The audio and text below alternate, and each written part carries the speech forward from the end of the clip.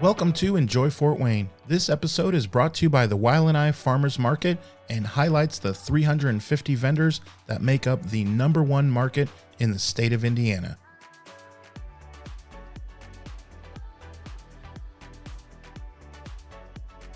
Hi, my name's Corey with Phan Prints. Fanggear Prints. And how long have you been doing that? Just over 5 years, I guess, since it's been an actual kind of named thing. You know, there was some poster or art making prior to that, maybe a little bit, but around 2018, me and my business partner, Jeremy Selzer, we decided to make this company and produce, at the time, rock art or concert poster art. Yeah. Or try to make a go of it and see if we can, crack through and do work professionally. Maybe. Yeah, make some money, right? Yeah, well, it's more for just the love of music at the time and potentially making money one day, but it's not something you can just do. Right. So explain a little bit more about, we'll get into like backstory and plenty of stuff like that, but I want to first get the actual feel for what the product is. So yeah, we basically produce posters that can be done as far as production wise, can be done as what they call G-clay print, or it's very high-end inkjet printing for like fine art reproduction or graphic art, or it can be screen printed, which is kind of the older style or traditional style of burning screens that have holes in them, micro holes, and you pull ink across, much like a t-shirt would be, but it's on paper. And I think most people might have some idea of just like seeing these maybe from San Francisco, and it's like Jimi Hendrix and these psychedelic kind of ideas to even really just neat fine art. And we've all seen it. They're across all spectrums of music now, and Sure. It's been like that for a long, long time. And that's what you sell. That's what I sell. That's what we make, and it's kind of a passion. And we, absolute love for live music is what led to that. It's like there's all kinds of artists, Jeremy's a tattoo artist, so I mean, when he's not making posters or doing that sort of thing, he's putting ink on somebody's skin. Right. Okay, so now we can rewind. Are you from Fort Wayne originally? Not.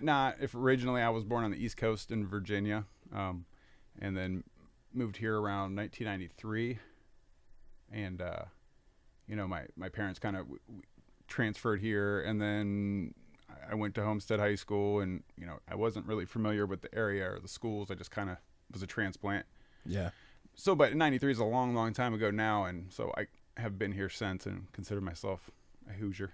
Yeah. And what a lot of people don't know is I've actually known you, we played basketball, like open gym at Holy Cross. Is that where I first met you, or was it?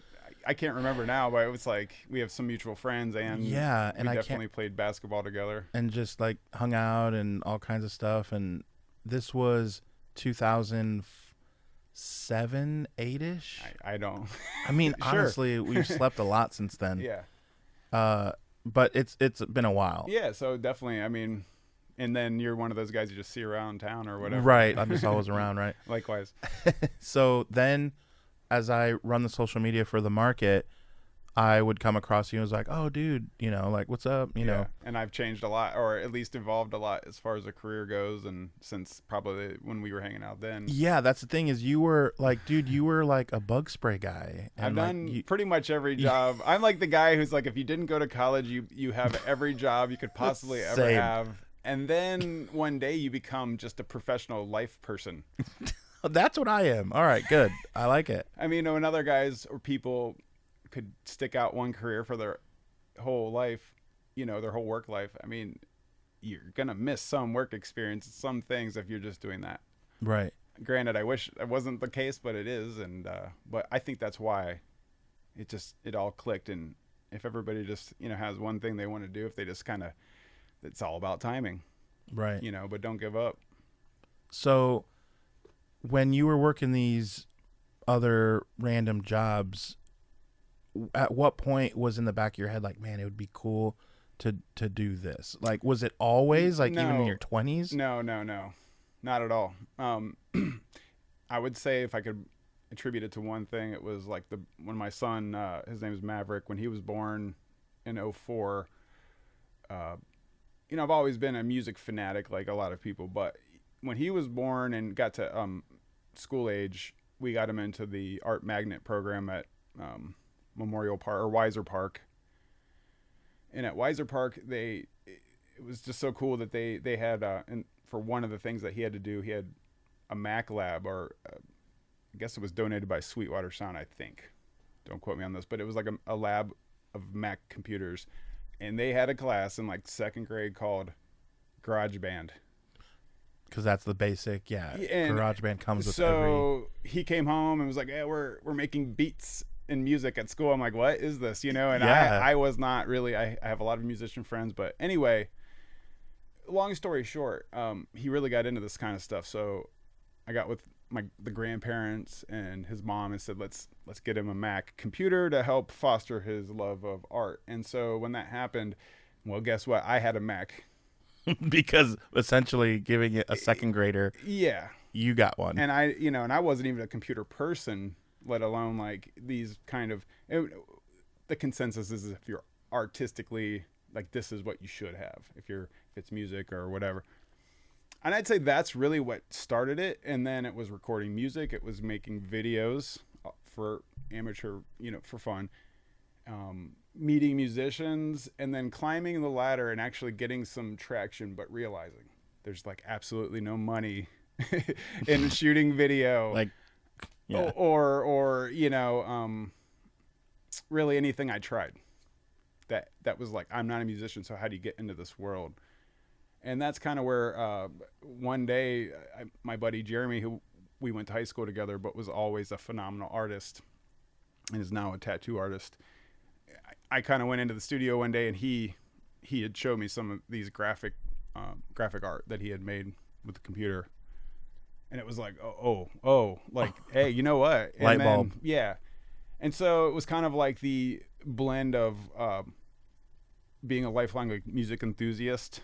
I mean, I feel like I go deeper than most, but I'm not going to say that because I don't know what people do. But usually they're like, bro, that's a bit much on like the going down the rabbit hole. But that's the kind of stuff that I'm into. And I've seen this like phenomenon of people going absolutely bonkers for like a concert poster and lining up and waiting for 3 or 4 hours. And they'll wait until it sells out. When it's sold out, they get out of line and leave. And I saw that over and over at different concerts, and it kind of got me thinking like that would be a blast. So, it was one of those things where, as I grew, and matured and learned more stuff, it was like the pieces started to fall into place that it could be done, and so here we are, and it's happening. And this was around, would you say, like 7 years ago? If 5 years ago is when you made it. It was all, yes, exactly. So Maverick was born in '04. So it's between like that period, about the time I actually knew you. I mean, even you guys, you and some of our other friends were into podcasts years ago. Right.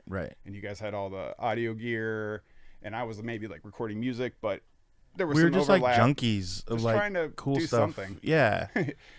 Fort Wayne wasn't necessarily the most progressive, like happening place in those years where you had all these fun opportunities. Now it is a little bit more. I mean, there is a lot of opportunities. Oh, 100%. And podcasting is more of a big deal and all this stuff, for sure. Look, we reunited all these years later in some other path, which is really cool. Yeah, it's wild. So I'm proud of you. Well, no, I'm proud of you. Very cool. So, okay, let me ask you about entrepreneurship. What would you say to someone who was thinking about venturing out and becoming an entrepreneur, not necessarily regarding the market? We'll get into the Wildlanai Farmers Market in a bit, but just entrepreneurship, and they're asking you for advice. What do you tell them? I mean, I guess the best advice, if you're really serious about it and you're thinking about it before you do anything, is you got to find somebody who knows something about it that on a personal level, not something you're going to read or see on like Instagram, but somebody who's going to give it to you real and kind of can fast track you on any of these first. It's the fear. Don't. I'm not afraid anymore. No, it's just you gotta Google everything, obvious, right? But then speak to people, talk to people, and I think in the old days there was this like notion that to start a business you needed all this capital because you needed a brick and mortar, and that just isn't the case for a lot of, depending on what you do. But like a lot of people can work from their home in their office and make a fortune, depending on what you do, with social media and all the things in between. But so seeking help from people, which seems obvious, doing your own research. But then in the end, it just comes down to getting on Indiana.gov. And it's like signing up for anything you've ever signed up for before. Yeah. I mean, what you need to know is know exactly what you are and what you're trying to do as far as like a financial, if you're an LLC or there's dozens of these S-corp, little small, and what you're doing and how you're doing it and who you're doing it with all matters. But there's very little variation in between most. And from what I understand, it's mostly like liability if you got sued or something like that. Right. It wouldn't bankrupt the person, just the company in the simplest terms. But to answer your question, I don't honestly know. If you didn't go to like business college, it's kind of like being a lawyer without going to law school. You don't understand anything you read or see. I mean, as a layman, which I am.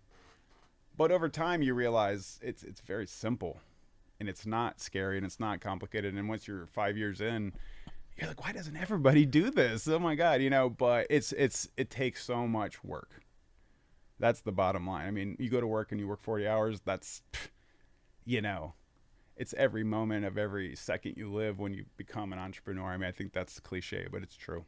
Yeah. I can say that. Definitely agree. And I definitely understand the vibes of why doesn't everyone do this? Well, I mean, that resonates. And some people absolutely just don't want to. I mean, it could just be that, so I was a certain type. I was talking to one of my partners on one of my other businesses just the other day that entrepreneurs we can never look down on people that simply don't want to do that, because I need those people for things that I like. If I have to go buy a pair of jeans, I'm buying it from the people that don't want to be an entrepreneur that work 8 to 5 at Sears. Yeah. I just dated myself because I said Sears. But sometimes you just, you want to just report into work and like leave it at the door and that's kind of the upside of having a 40 or whatever. Or, a lot of people work more than 40. Some people work way less than 40 these days, I guess. I mean, everybody you talk to can't find any employees. So restaurants aren't open 7 days a week anymore. Like, terrible service has become the norm. It's just like, what do you expect? We have 2 people working. Exactly. It's like, sorry. I expected people to work 40 hours. Is what I expected. Yeah. But no, I think it's everybody's got their time in life, and if you wanted to do it, you're gonna do it.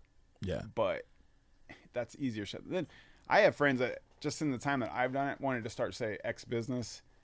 And it's something where I'm like, wait a minute, you have to buy like 10 machines to do that. You realize, right? I mean, what about the dumpster to throw all the waste in? Like, you think, so it's like those sort of things. And that's the hard part.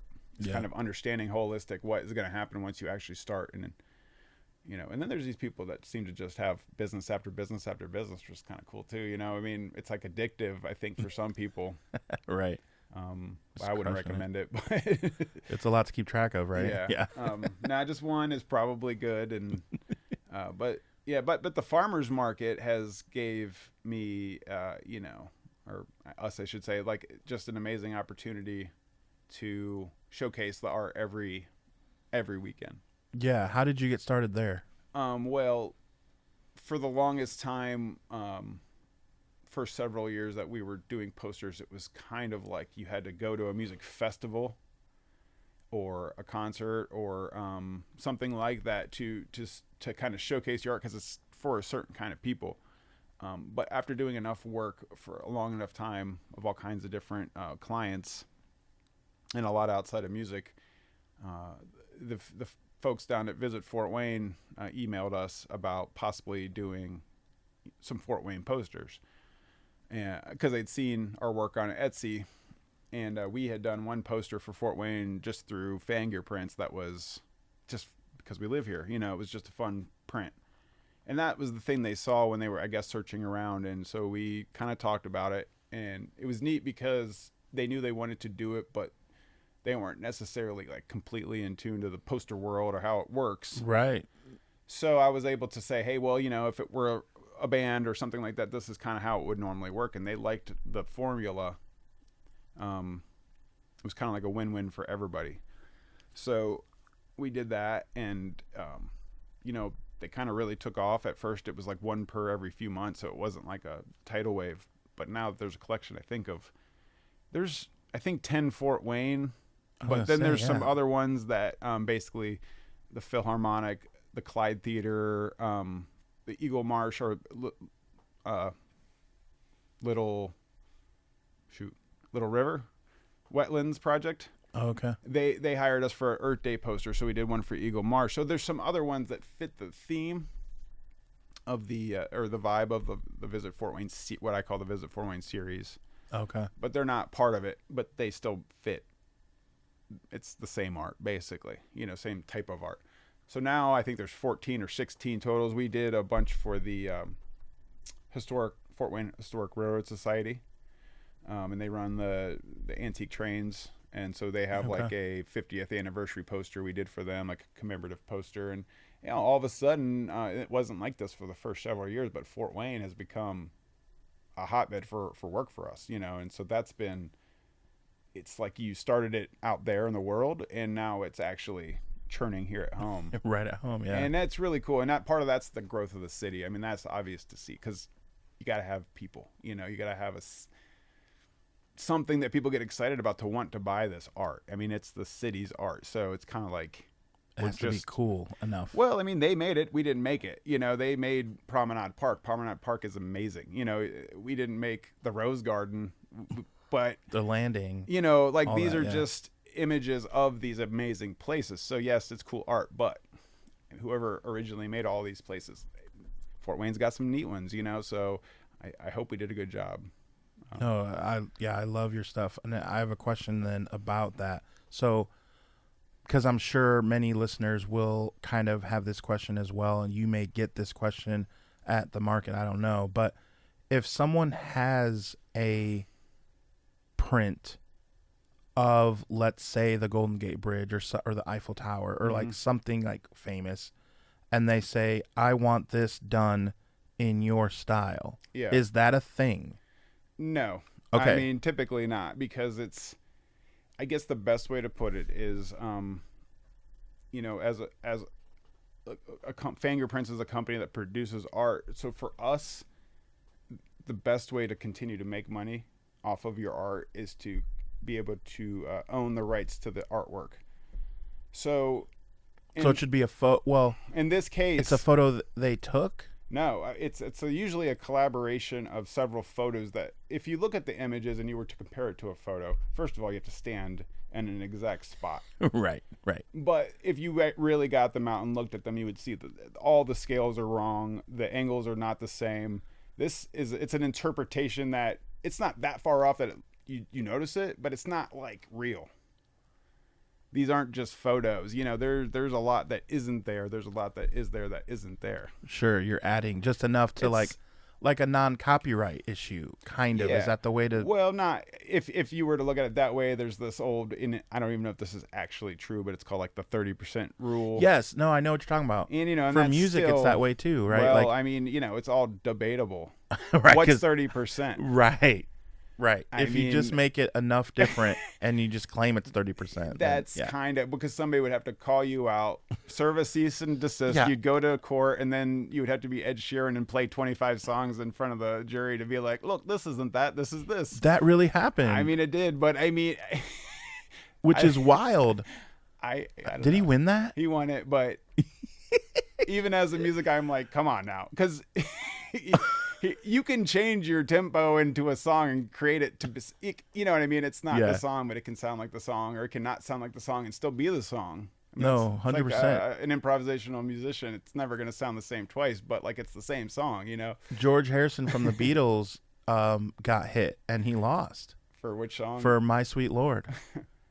I mean, was it like a gospel song or something, or some other musician came up with it and he just ripped it off? Yeah, It was super common back then. That's what the court ruled, is that the Yeah. da da da da my day Lord, da, like that tune was from something else. Yeah, it's basically a sample, really. I mean, if you think of it that way, but they pay for those usually, except it's a real sample. But you know, and he didn't pay, and that was the thing. But isn't that a 30% change if you're playing it with a different instrument? I mean, come on. Yeah, that's crazy. No. And a lot of that stuff, I've dealt with some of it, unfortunately. You know. Really? Oh yeah. I mean, it's inevitable in this world, and we do digital art. It's out there. Yeah.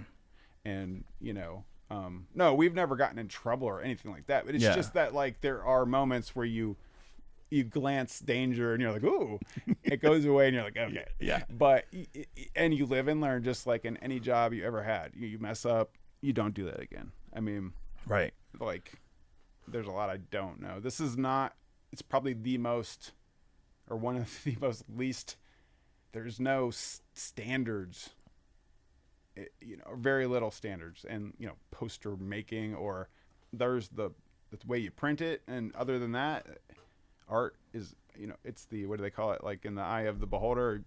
Right. I mean, there's prints I see that I'm like, ooh, and people are like, this is amazing. Yeah, and then there's like, really? stuff that I think is incredible that people will like poo-poo on, you know. So it's a weird, it's all, why do you like that car and I like this car, you know? I mean, it's very, I find that interesting, though. I mean, being at the market's a great, if you were a scientist, came with me like week to week to see what people like. Yeah. And how you see where their heads go with the art, and you're like, okay, yep. And there's certain pieces that are irresistible. So those are the ones where I'm like, let's do more of that. Right. Let's do more of that. Let's make some money. Well, you know, it's art. Yes. The electric bill comes every month, though. I mean, we did not make capitalism. I don't think. I mean, we as a people maybe, but not, you know, you or me, no. We just we're playing the game, so we have to. Right. We didn't start the fire either. Yeah. So, all right. Let me ask you about one of my potential clients. I wish. No, I'm joking, Billy Joel. Oh, I was like, what? How awesome would that be? I mean, we have had Piano Man. We have had some very, very high profile, you know, clients that it's like intimidating to work for them. But then when you get done, you realize like humans are humans, and no matter who they are, you know, if you can remember that, you can get through pretty easy. Yeah. Not get too scared from standing next to giants or something like that. Right. And I'm sure you like the challenge too. If you have nothing to lose, it feels better. Like when you could lose your job for saying something wrong. For me, I might just lose a client and then I just move on. But you know, it's fun to be able to create art, and it gives you, you know, they treat creative people differently for some reason. And being a person who was working in restaurants and, you know, killing bugs, yes, I did it, and many other jobs I don't like to admit, but you know, you got to put in your work and work hard. You know, if you can't work hard, you definitely should not be an entrepreneur. Yeah, no kidding. The idea is to work hard now so that later in the future that you don't have to as much, because you can either hire someone and you can run off in the sunset, but that doesn't happen in years 1 through 10. No, nor do you want it to. I mean, usually it's like you have to create you have to create it to even be able to sell it. Like it has to be a really viable product to even have that, you know. So will we get there? I don't even know if that's in what I think about, but because it's the kind of thing you should be able to do kind of like late in life too. It's not, you know, physically demanding work. Yeah. Vending is, I mean, that's a different story. Being there for all the hours and waking up early. And, right. And yes, 100% humidity and you know, and other people would just walk up and say, you're crazy for even wanting to do this. I've had that, you know, there just doesn't seem to be appealing to other people. I love it. You know, you get to meet 1,500 people a day at the farmer's market. I mean, that's probably in par, maybe 500, maybe I don't know, that come by your booth and actually stop and talk, or maybe not buy, but I think it's good for you. Yeah. Puts hair on your chest. I don't need help with that.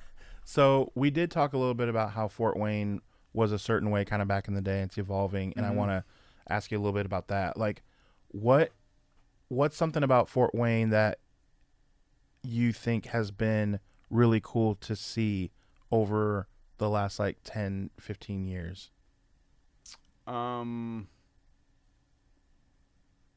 Liberalism. No. There you go. Answered. I mean, no, but I mean, it's just like Progressiveness, like, No, it's just get out of the way if you're not going to do something. I mean, I guess that's the best way to put it. If you're not, don't just sit there and go boo-hoo and no. If somebody has an idea like the ballpark, I remember that so clearly because it was like a political thing. It was, and it was just the people that wanted to boo-hoo it. Well, it was like it's going to screw up the tax rates, and people are basically looking out for themselves only, and only worrying about short term or their finances, and not what could potentially happen if we kickstarted our city. How cool it could be. But that's just the difference between certain kind of people. It just depends on if you want to have fun or not. I don't. If you are a good person or not. No, I mean, if no, I get it. If you want your downtown to be a boring corporate place, then right. That's how it was from like the year I lived here until just in the last like decade. Yeah, no, for sure. But a lot of cities thawed out a little bit too. I think you see that across the country. Yeah, not just Fort Wayne. Like if you go up to Detroit, I wouldn't have even gone up there when I was younger. Just it seemed terrifying. Now I go there, like this place is awesome. Yeah. I mean, it's revitalized a lot, and it does have a ways to go. But the spirit of the people like rebuilding the city is like contagious. That kind of thing. I think the people who boo-hoo stuff are definitely starting to lose out to the people who want to do cool stuff. Or it just changes the mindset of literally everybody, because now it's not about it. It's like when people see success, they just jump on the coattails regardless of what they thought before. So now all those same people are having like successful businesses and things boomed, and they're like, man, that was a great idea. And I've done that myself in life, and I think we all have, where something seemed dumb, and then later on you're like, I don't like baseball, so for me personally it was more of like the sport aspect. It's like I wouldn't even go to a pro baseball game if we had one here. Yeah. I think it's boring. But the place is beautiful, and they do a lot of other things there, and it's part concerts, of the community. You like music. Yeah, exactly. Cool. I mean, I wish they did more, but it's logistically tough there, I know. But yeah. And everything. I mean, learning a lot about the music industry, it's wild, It's not like you think it is, so I'm still learning a lot. Yeah. But yeah, Fort Wayne, we're on the map. Yeah, for sure. Now let me ask you, what's something that you're like, we got to be careful if we keep going this way? Like we talked about the positives, like what are the cool things? Let's go the other way. Like just something maybe on the radar that we need to, in your opinion, watch out for. We don't want to do XYZ. I don't know. I don't find too much wrong with where our city is right now, or there's a lot of growth, obviously, and prices jumped on real estate and rentals. Sure. But that is mirrored across the world. So I don't know. I don't have anything too negative to say at this point, or anything I'm too afraid of. I hope that Fort Wayne gets a little bit more of a nightlife going on, because I know we got a lot going on, but I'm not even a nightlife person. But what we do need is just like, I think we need more of a collaborative area where, like, if you want to go and bar crawl, you can do that. But right now, everything is still a bit compartmentalized in Fort Wayne. So like down on Broadway, but that's or not Broadway, but Main Street. I've heard people say that whole area down between like Junk Ditch and West Central maybe, but yeah, where Henry's you got the 07, but it's still kind of like spread out and sparse. Sure. And there's little pockets. You got like your Bravos or Friendly Fox, but they're here and there. Yep. Downtown even, I mean, it's like you got to jump around, really. It's still like that. So yeah, I could see that being something, or Wells Street, but when I think of those two streets, you're like, wow, that would be a lot of work, that would be a lot of work. Yeah. Those are, and there's still all over the place. Yeah. Oh all my over. God. It's bad. No, I think, I think having one centralized farmers market would probably be, a good idea.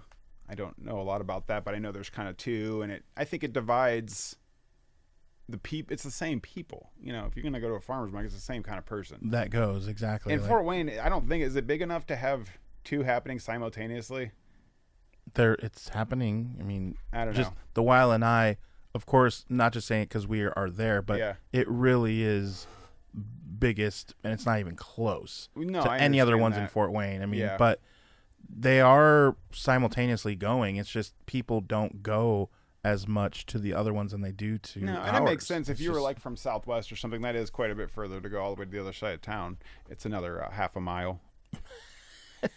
right, that's maybe one reason why it's like you Yeah. might as well just come to this one. Yeah. It's got triple the vendors as But- anybody else. Electric Works is cool. I've only been over a few times. I hope It is cool. I hope it, gets the wind it needs to kind of make it. I don't know what it's gonna be, even if it was at its peak and prime. Like, what is it a social place? Is it Right. a workplace? Well, there's only so much space. Like even at its peak, like okay, what Well, and there is, you're right next to downtown, and there is some other cool spots down there.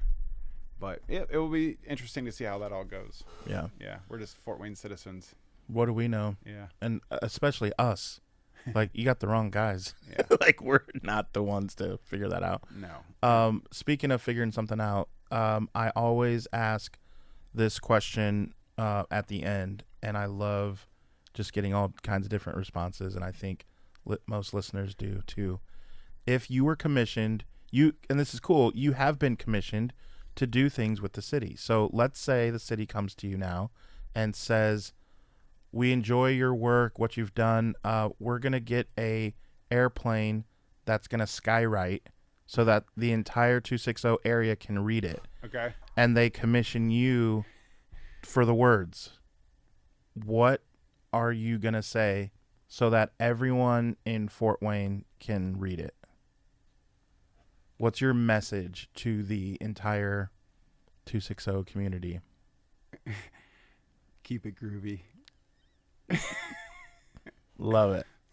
I wouldn't expect too much different from you. As I've known you for all these years, We're in the fun business. We don't get too deep on stuff like that. But it's like Bill and Ted. Be excellent to each other.